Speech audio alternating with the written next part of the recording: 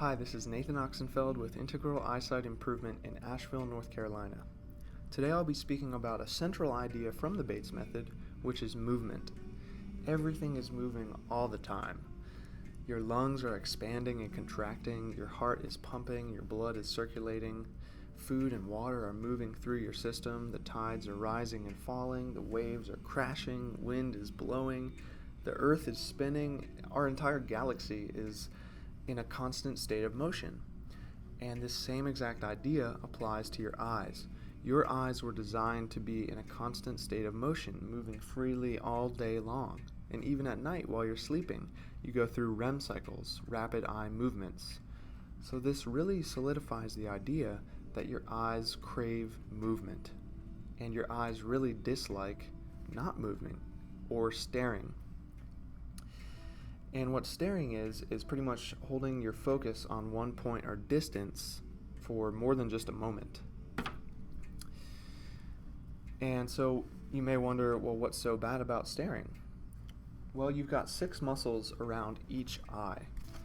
And if you think about, any of the other muscles in your body, if you were to hold them still or not move them for an extended period of time like we do sometimes with our eyes, that muscle would start to weaken or even atrophy, or simply just lose its functioning ability. And so when we stare, we don't use those muscles and they start to lose their function. Also, your eye is primarily filled with liquid, and when you don't move your eye around, those liquids can start to stagnate. And the liquids within your eye need to be replenished every few minutes. And so the less you move your eyes, the slower that process becomes. And the best way to, prevent staring is through movement. And movement is so good because it gets those 6 muscles around each eye to be more activated and more toned to function more properly. But also the enhanced movement increases your blood circulation up to nourish the muscles and tissues around the eyes. But more importantly, it encourages more lymph flow to the eyes because your eyes are nourished by the lymphatic system. But your lymphatic system doesn't have a heart to circulate the lymph fluid. It can only move around the body through movement.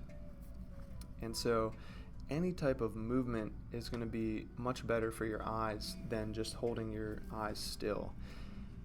Because staring can also just lead to more rigidity, not only physically with the muscles, but mentally as well, because the more your eyes move, the more information they can take in, and the more brain activity you have.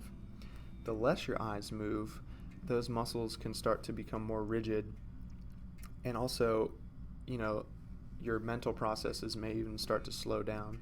So, I would encourage you to experiment with, seeing how moving your eyes around more has on, the mental side of your vision as well. And so you may be wondering, well, how can I stop staring? Because a lot of people, it's a very deeply ingrained habit that we learned pretty early on in life, either as a escape mechanism because we're bored or tired or uninterested, or even a defense mechanism. Well, one of the best ways you can start to break the habit of staring is to be aware of the stare.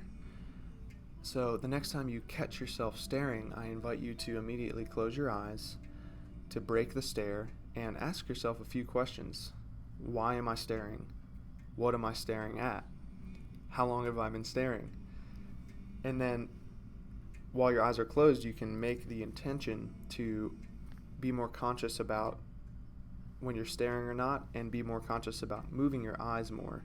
And then when you open your eyes back up, you can start, looking around more in different directions and start catching yourself staring more. Just to sort of get to the root of the habit of why you stare, what you stare at, and how long you have been staring. And yeah, sometimes it can be good to sort of explore within yourself, think about, when you started the habit of staring, and sometimes that can help you address, that from that angle.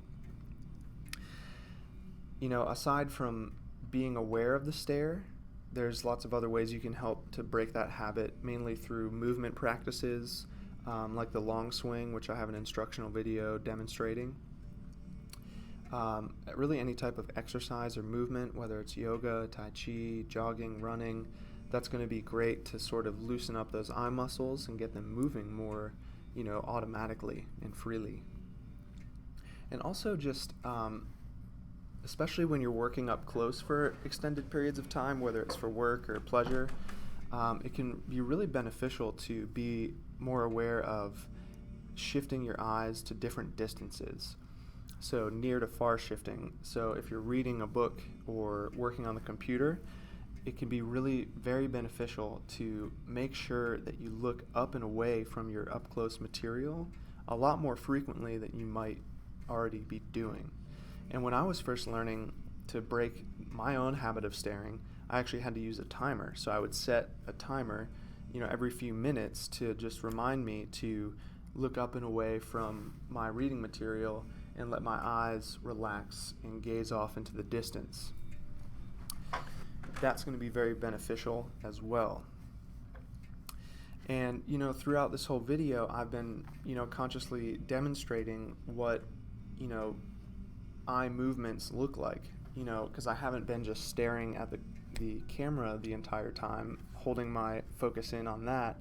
I've been allowing my eyes not even really consciously to move around, just sort of out of more curiosity, just letting them explore the space.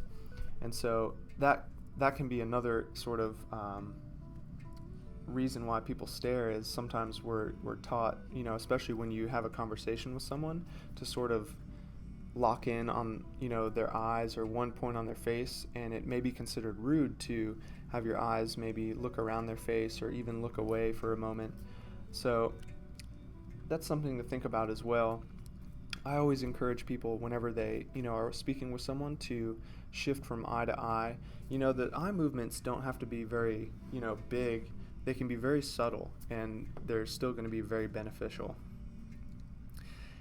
And so, for more sort of vision pointers, feel free to visit my website. In the meantime, I encourage you to start becoming more aware of the stare and to free your eyes with more movement.